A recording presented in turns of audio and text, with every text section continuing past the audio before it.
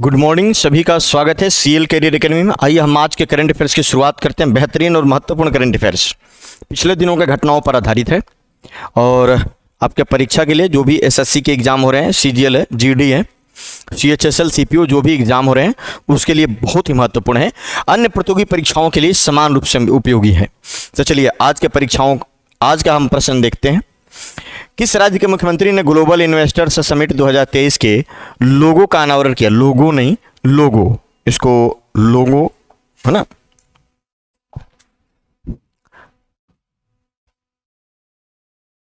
लोगो का अनावरण किया है। तो ध्यान रखेंगे, पूछा जा रहा है किस राज्य के मुख्यमंत्री, है ना, ये वाला ग्लोबल इन्वेस्टर्स समिट 2023 जो 3-4 मार्च को होगा, है ना। ये कब होगा?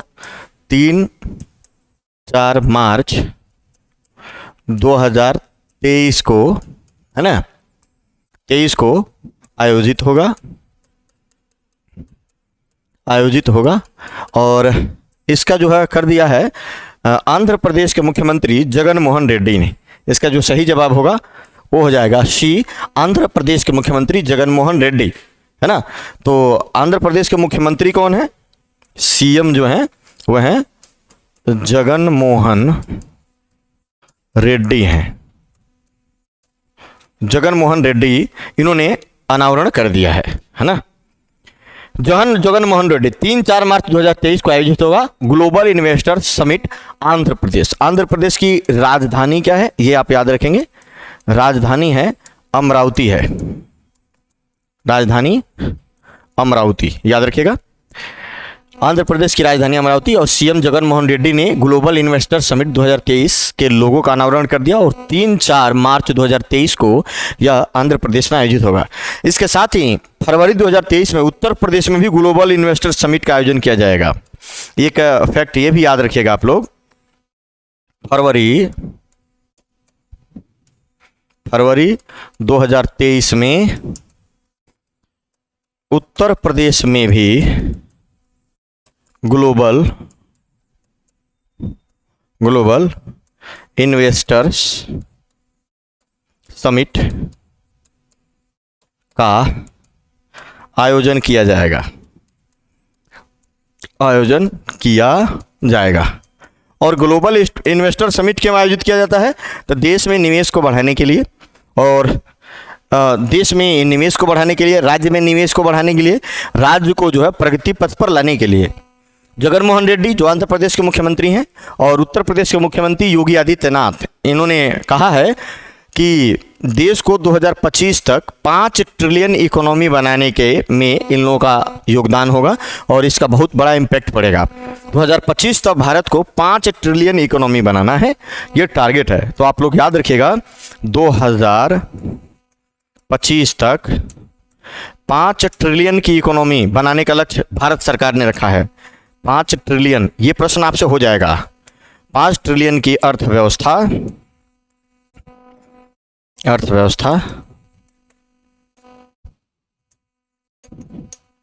भारत को 2025 तक 5 ट्रिलियन की अर्थव्यवस्था बनाने का लक्ष्य है, ये भारत सरकार ने रखा है। तो ये बात भी आप लोग याद रखेंगे, महत्वपूर्ण है। तो इसका उत्तर हो जाएगा सी, उत्तर प्रदेश ने भी इसका घोषणा किया है, ये आप अलग से याद रख लीजिएगा, महत्वपूर्ण होगा आप लोगों के लिए। तो ये आप याद रखेंगे। चलिए अगला हम देखते हैं। INCA की 42वीं अंतर्राष्ट्रीय कांग्रेस का उद्घाटन कहाँ किया गया है? INCA है ना, इंडियन नेशनल कार्टोग्राफी एसोसिएशन, है ना, इंडियन नेशनल कार्टोग्राफी एसोसिएशन की कौन से नंबर की 42वीं बैठक जो अंतर्राष्ट्रीय लेवल का होगा कहाँ किया जाएगा? बहुत ही महत्वपूर्ण है, वेरी वेरी इंपॉर्टेंट, आप याद रखिएगा, बड़ा ही महत्वपूर्ण है ये। इंडियन नेशनल कार्टोग्राफी एसोसिएशन की 42वीं बैठक का आयोजन कहाँ किया जाएगा, ये बात आपको याद रखना है ना। तो यह किया जाएगा देहरादून में, और देहरादून है उत्तराखंड में। इसका जो सही जवाब होगा ये हो जाएगा A is the right answer, Dehradun Uttarakhand में,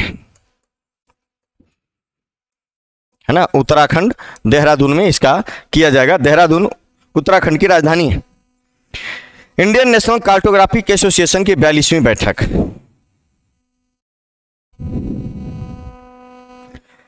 अब देखो इसका उद्घाटन INCA, इसका उद्घाटन अगर करें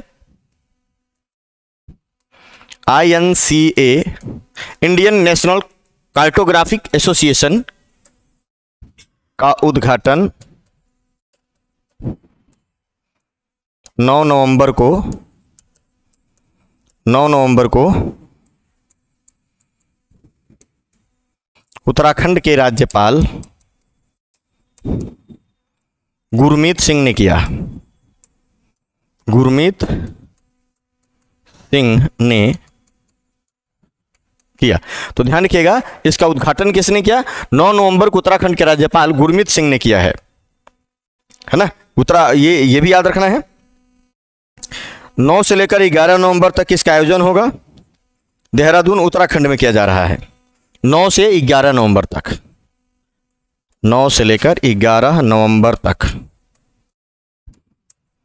9 से लेकर 11 नवंबर तक इसका आयोजन किया जाएगा। इसका थीम याद रखना है, 42वीं INCA की थीम,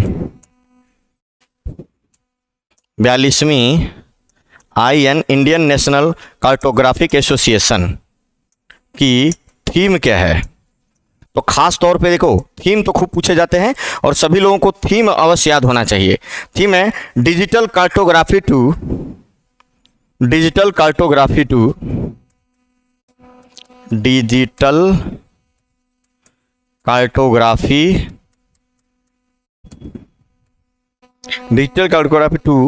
हार्नेस ब्लू इकोनॉमी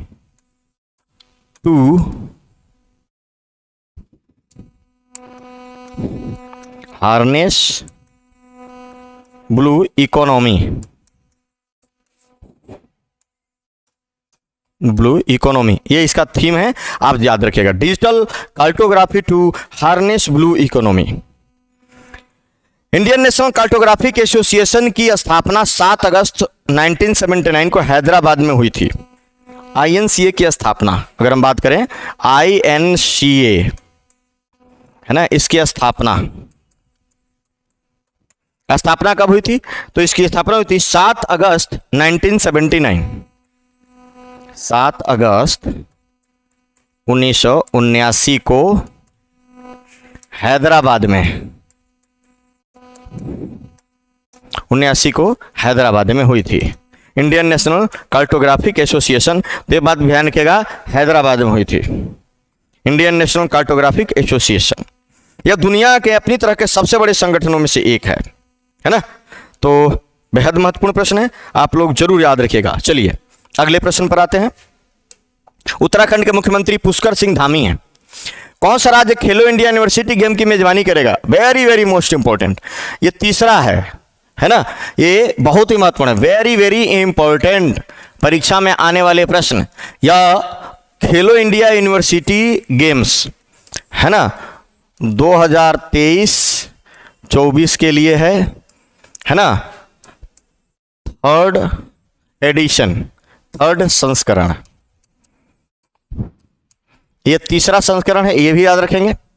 इसके पहले 2 जगह हो चुका है, उड़ीसा में हो गया और दूसरा हुआ कर्नाटक में पिछली बार, और अब वो होगा उत्तर प्रदेश में। तो इसका जो सही जवाब होगा वो हो जाएगा C, उत्तर प्रदेश के द्वारा किया जाएगा खेलो इंडिया यूनिवर्सिटी गेम की मेजबानी। 2023 में तीसरा संस्करण होगा, उत्तर प्रदेश में खेलो इंडिया यूनिवर्सिटी गेम का आयोजन किया जाएगा। उत्तर प्रदेश के 4 शहरों में इसका आयोजन किया जाएगा। उत्तर प्रदेश के 4 शहरों में कौन कौन से हैं? लखनऊ, गोरखपुर, वाराणसी और नोएडा। यूपी के 4 शहरों में, यूपी के 4 शहरों में कौन कौन? लखनऊ, नोएडा, गोरखपुर, वाराणसी, है ना, ये 4 जगहों में किया जाएगा। और ये विश्वविद्यालय लेवल के खेल हैं, और इसमें क्या होगा? राष्ट्रीय विश्वविद्यालय 26 वर्ष से कम आयु के एथलीट भाग लेंगे। 26 वर्ष से कम आयु के एथलीट भाग लेंगे, है ना। पहला हुआ था उड़ीसा में, उड़ीसा के भुवनेश्वर में। दूसरा कर्नाटक में, कर्नाटक के बेंगलुरु में हुआ था, कर्नाटक के बेंगलुरु में। उड़ीसा के भुवनेश्वर, कलिंगा स्टेडियम भुवनेश्वर में, बेंगलुरु में होगा। तो इस तरीके से ध्यान रखेंगे। ये पहला हो गया, दूसरा हो गया और ये तीसरा हो गया। तीसरा गोरखपुर के 4 शहरों में आयोजित खेलो इंडिया यूनिवर्सिटी गेम, जिसमें 26 वर्ष से कम आयु के एथलीट भाग लेंगे। महत्वपूर्ण प्रश्न है, ध्यान रखेंगे। उत्तर प्रदेश की राजधानी लखनऊ, योगी आदित्यनाथ सीएम है, आनंदीबेन पटेल यहाँ की गवर्नर हैं। चलिए, पीएम गति शक्ति मल्टी मॉडल जलमार्ग शिखर सम्मेलन का आयोजन कहाँ किया जाएगा? पीएम गति शक्ति मल्टी मॉडल, है ना, जलमार्ग शिखर सम्मेलन, याद रखेंगे। बहुत ही महत्वपूर्ण प्रश्न है, ध्यान रखने, ये परीक्षा में अवश्य आएगा। मल्टी मॉडल कहां आयोजित होगा? कहां आयोजित होगा? तो इसका आयोजन किया जाएगा वाराणसी। इसका डी बिल्कुल सही जवाब है। सही जवाब हो जाएगा D. D is the right answer. सही जवाब इसका डी है ना। सही जवाब हो जाएगा इसका डी। क्षेत्रीय संपर्क और द्विपक्षीय व्यापार को बढ़ावा देने के लिए, है ना, जलमार्ग शिखर सम्मेलन का आयोजन 2022 में पीएम गति शक्ति मल्टी मॉडल जलमार्ग शिखर सम्मेलन वाराणसी में आयोजित किया जाएगा। महत्वपूर्ण ही नहीं, बहुत महत्वपूर्ण है। गंगा केंद्रीय बंदरगाह जहाजरानी और जलमार्ग मंत्रालय के भारतीय जलमार्ग प्राधिकरण की तरफ से वाराणसी में, भारतीय जलमार्ग प्राधिकरण की तरफ से, भारतीय जलमार्ग प्राधिकरण की तरफ से, प्राधिकरण की, भारतीय जलमार्ग प्राधिकरण की तरफ से 11 और 12 नवंबर को यह सम्मेलन आयोजन किया गया। 11 और 12 नवंबर को इसका सम्मेलन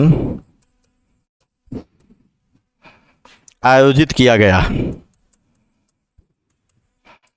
आयोजित किया गया, ध्यान रखिएगा, यह आयोजित कर लिया गया है 11-12 नवंबर को वाराणसी में, याद रखेंगे। पंडित दीनदयाल हस्तकला संकुल में जलमार्ग मंत्री सर्बानंद सोनोवाल इसका उद्घाटन करेंगे। उद्घाटन केंद्रीय जलमार्ग मंत्री सर्बानंद सोनोवाल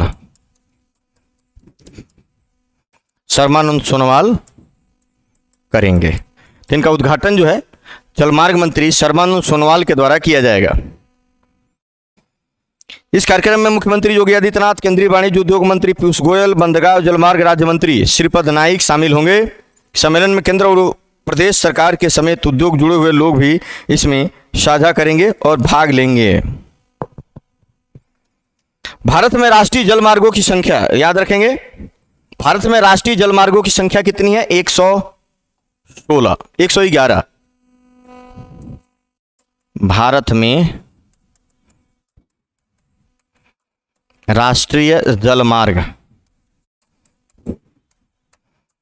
की संख्या 111 है। पहला कौन सा है? तो पहला हल्दिया वाला, इलाहाबाद से हल्दिया, है ना, इलाहाबाद 1620 किलोमीटर की लंबाई है इसकी। दूसरा कौन सा है? सदिया धुबरी, ब्रह्मपुत्र नदी पर है।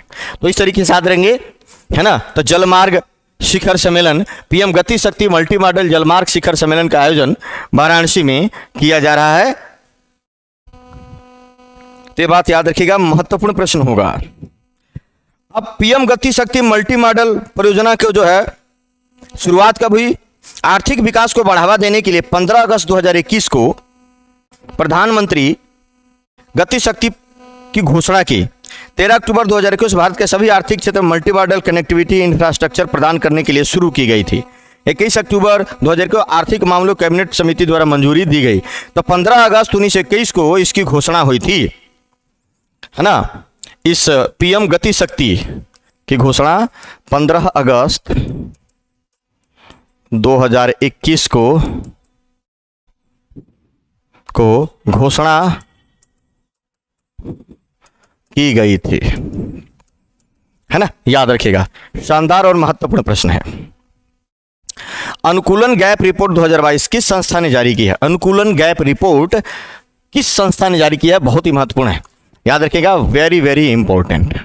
अनुकूलन एडेप्टेशन गैप रिपोर्ट को जारी किया है United Nation Environment Programme. B इसका सही जवाब होगा। संयुक्त राष्ट्र इसको बोलते हैं संयुक्त राष्ट्र पर्यावरण कार्यक्रम। संयुक्त राष्ट्र पर्यावरण कार्यक्रम, संयुक्त राष्ट्र पर्यावरण कार्यक्रम द्वारा शुरू किया गया है, यह रिपोर्ट जारी की गई है। संयुक्त राष्ट्र पर्यावरण कार्यक्रम के द्वारा रिपोर्ट जारी किया गया है।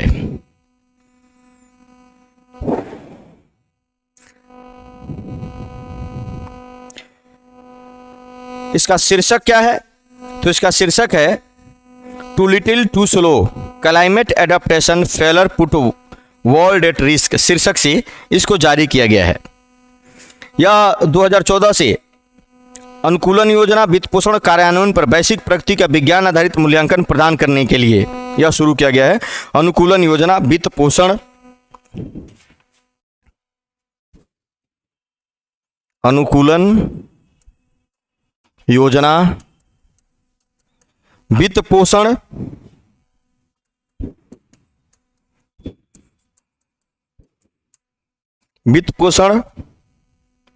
और कार्यान्वयन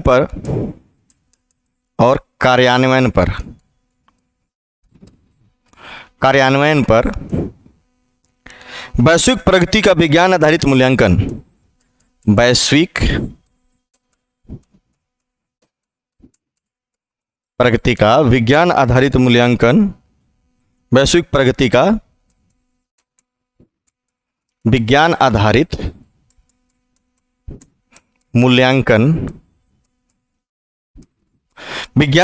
मूल्यांकन प्रदान करने के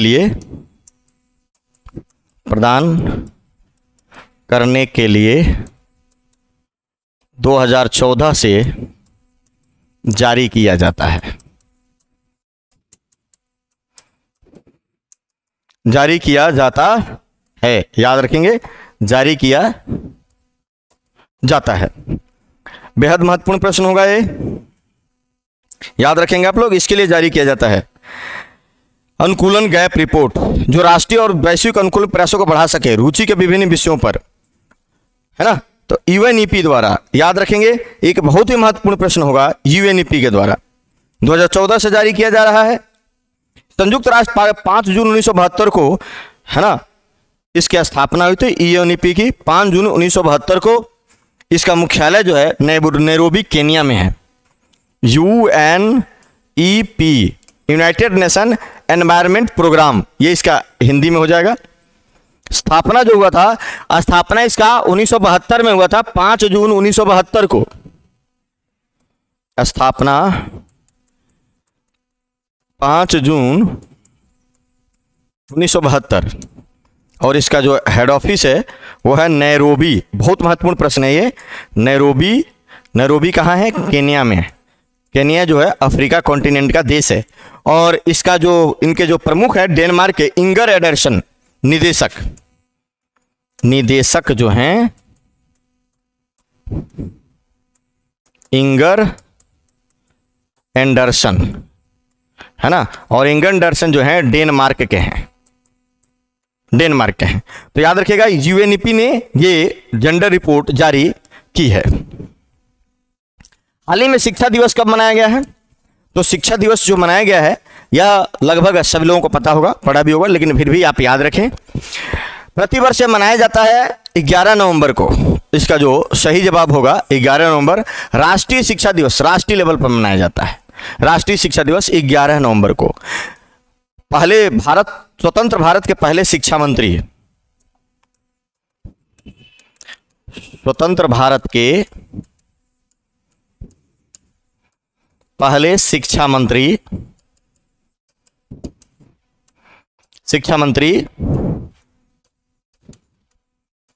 अबुल कलाम आजाद की जयंती पर मनाया जाता है। ये एक फैक्ट याद रखिएगा, इसके लिए मनाया जाता है। तो ये एक शानदार फैक्ट होगा, है ना। 11 नवंबर को स्वतंत्र भारत के पहले शिक्षा मंत्री अबुल कलाम आजाद की जयंती पर यह मनाया जाता है, इन्हीं को मनाया जाता है। भारत में राष्ट्रीय शिक्षा दिवस, राष्ट्रीय शिक्षा दिवस जो है इस वर्ष का थीम क्या है? तो राष्ट्रीय शिक्षा दिवस 2022 की थीम अवश्य याद रखिएगा, थीम, है ना, थीम 2022 की थीम। तो इस बार 2022 की थीम है changing course transforming education. Changing course transforming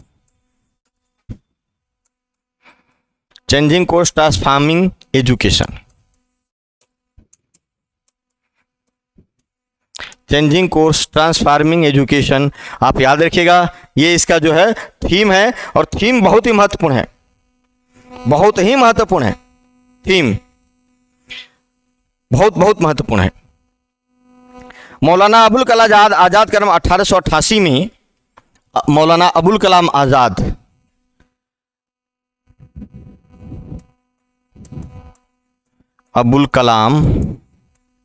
आजाद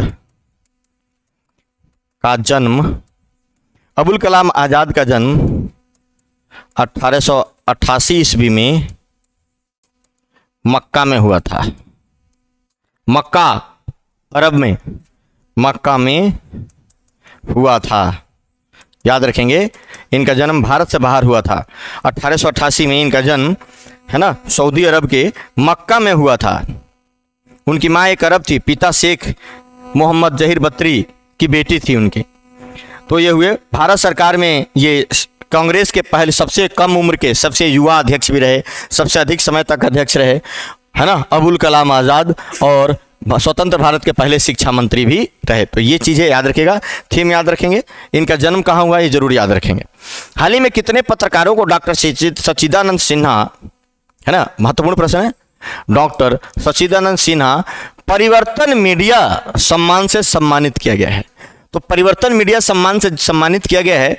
तो इन पत्रकारों की जो कुल संख्या वो है 51, है ना, 51 इनकी कुल संख्या है। ध्यान रखिएगा, 51 पत्रकारों को डॉक्टर सच्चिदानंद सिन्हा परिवर्तन पुरस्कार से सम्मानित किया गया है।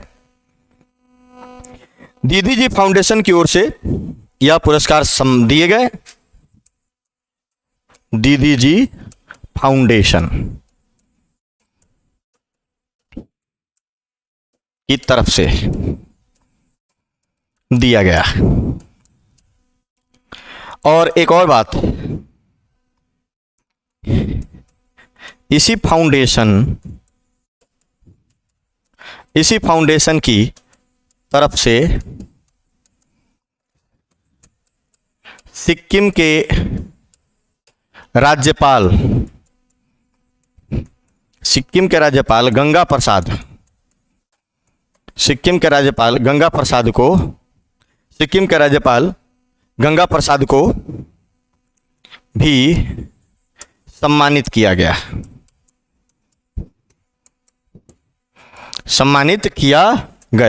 तो याद रखेंगे। तो ये 51 पत्रकारों को सम्मानित किया गया और सिक्किम के राज्यपाल गंगा प्रसाद को भी सम्मानित किया गया दीदी जी फाउंडेशन की तरफ से। सच्चिदानंद सिन्हा जयंती समारोह के अध्यक्ष सुनील सिन्हा ने सिक्किम के राज्यपाल बेली रोड स्थित आवास पर शिष्टाचार मुलाकात की और उन्हें स्मृति सम्मान भेंट किया। तो इस तरह के सच्चिदानंद सिन्हा की 150वीं जयंती मनाई गई है। सच्चिदानंद सिन्हा की कौन सी 150वीं जयंती मनाई गई, ये याद रखेंगे। सच्चिदानंद सिन्हा संविधान सभा के अस्थायी अध्यक्ष रहे, अस्थायी अध्यक्ष रहे थे किसके? संविधान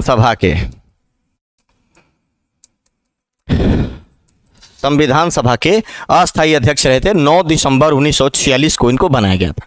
तो 51 पत्रकारों को इससे सम्मानित किया गया है। हाल ही में अजीत अंजुम और किस पत्रकार को कुलदीप, ये अजीत अंजुम होगा, यहां पर ये होगा अजीत,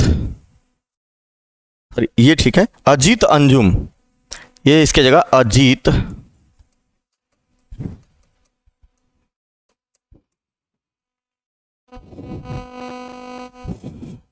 अजीत अंजुम और किस पत्रकार को कुलदीप नैयर पत्रकारिता पुरस्कार से सम्मानित किया गया है, ये आप याद रखना है। तो अजीत अंजुम और किस पत्रकार को, तो आरफा खान को कुलदीप नैयर पत्रकारिता सम्मान से सम्मानित किया गया है, ये याद रखेंगे आप।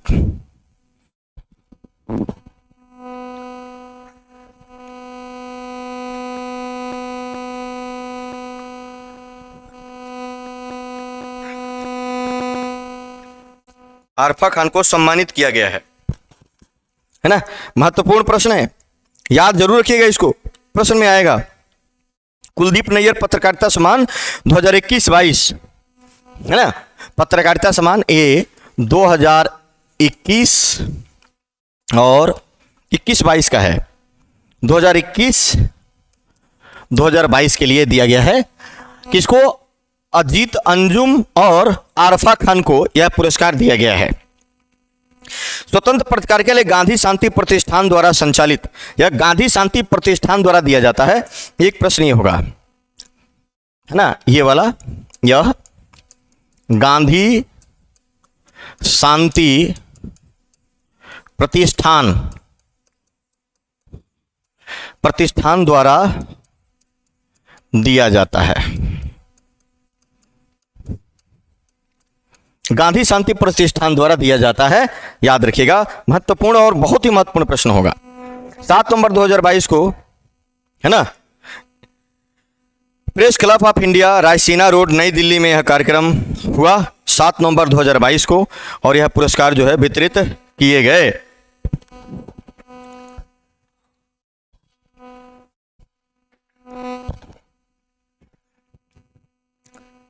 इसकी शुरुआत 2017 में हुई थी। इसकी शुरुआत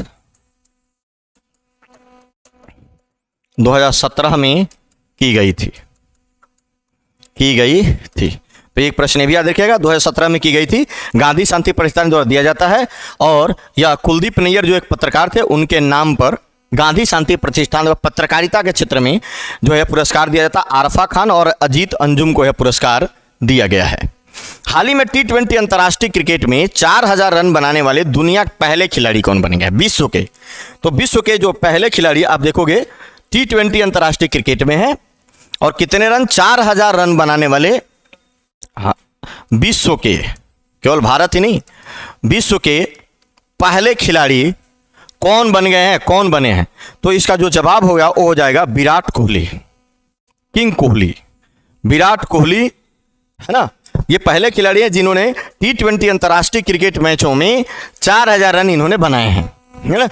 4000 रन, 3000 रन भी इन्होंने ही पहले बनाए थे, ये प्रश्न भी पूछा जा चुका है ना। इसी साल बनाए थे 3000, फिर जो है जो हुआ था 3000 रन पूरे किए थे, 4000 रन इन्होंने बनाए, विराट कोहली।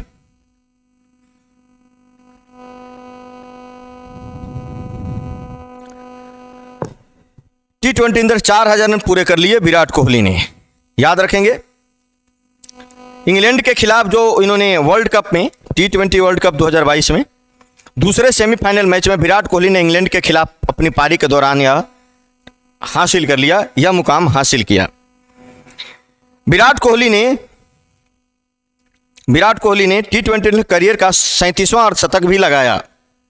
37 अर्धशतक 115 मैचों की 107 पारियों में, 115 मैचों की 107 पारियों में, 107 पारियों में, है ना, ध्यान रखेंगे। 115 मैचों की 107 पारियों में 52.73 की औसत से, 52.73 की औसत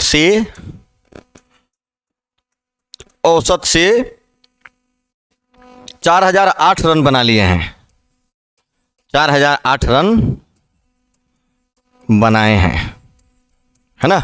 4008 रन बनाए हैं, जिसमें 37 अर्धशतक शामिल हैं, 37 अर्धशतक है, 37 अर्धशतक शामिल है। बेस्ट स्कोर जो है, बेस्ट स्कोर 122 रन है, इन्होंने 122 रन इनका बेस्ट स्कोर है T20 में। 356 चौके, 117 छक्के लगा चुके हैं। T20 इंटरनेशनल क्रिकेट सबसे ज्यादा रन बनाने के मामले में दूसरे नंबर पर रोहित शर्मा, और जिन्होंने 148 मैचों में 3853 रन बनाए हैं। दूसरे नंबर पर रोहित शर्मा है। सेकंड रोहित शर्मा 148 मैचों में 3800 है ना, 3853 रन बनाए हैं, 53 रन बनाए हैं, है ना। तो दूसरे नंबर पर रोहित शर्मा, पहले नंबर पर विराट कोहली। याद रखिएगा, बेहद महत्वपूर्ण प्रश्न होगा, परीक्षा में ऐसे प्रश्न पूछे जा रहे हैं, तो इस तरीके के प्रश्नों को शामिल करना, पढ़ना सभी प्रतियोगियों के लिए जरूरी है। हाल ही में किस देश के क्रिकेटर स्टीफन मायबर्ग ने संन्यास की घोषणा कर दी है? तो T20 क्रिकेट खेल रहे नीदरलैंड के खिलाड़ी स्टीफन मायबर्ग ने संन्यास की घोषणा कर दी है। नीदरलैंड के खिलाड़ी हैं स्टीफन मायबर्ग, है ना। स्टीफन मायबर्ग जो है नीदरलैंड के खिलाड़ी हैं, नीदरलैंड के खिलाड़ी, और नीदरलैंड की जो राजधानी है एम्स्टर्डम है, एम्स्टर्डम, एम्स्टर्डम, है ना। तो नीदरलैंड के खिलाड़ी स्टीफन मायबर्ग ने संन्यास की घोषणा कर दी। याद रखिएगा, महत्वपूर्ण प्रश्न होगा, है ना। T20 वर्ल्ड कप के बीच में ही इन्होंने संन्यास ले ली। साउथ अफ्रीका को मात देकर हर किसी को हैरान कर दिया था। नीदरलैंड साउथ अफ्रीका को भी हरा दिया था T20 वर्ल्ड कप के बीच, T20 विश्व कप के दौरान संन्यास लिया था, है ना। तो याद रखिएगा, स्टीफन मायबर्ग नीदरलैंड के खिलाड़ी हैं। तो इस तरीके के प्रश्नों के लिए आप CL कैरियर एकेडमी के जो चैनल को जरूर सब्सक्राइब करें, लिखिए, ऐसे अपने जो है खुद ही नोट्स बनाइए, ये सब बातें पढ़िए, डायरेक्ट प्रश्न इसमें हो सकते हैं और इसी में से प्रश्न आ रहे हैं। चलिए कल फिर मिलेंगे इसी तरीके के प्रश्नों के साथ, तब सबके लिए जय हिंद, जय भारत।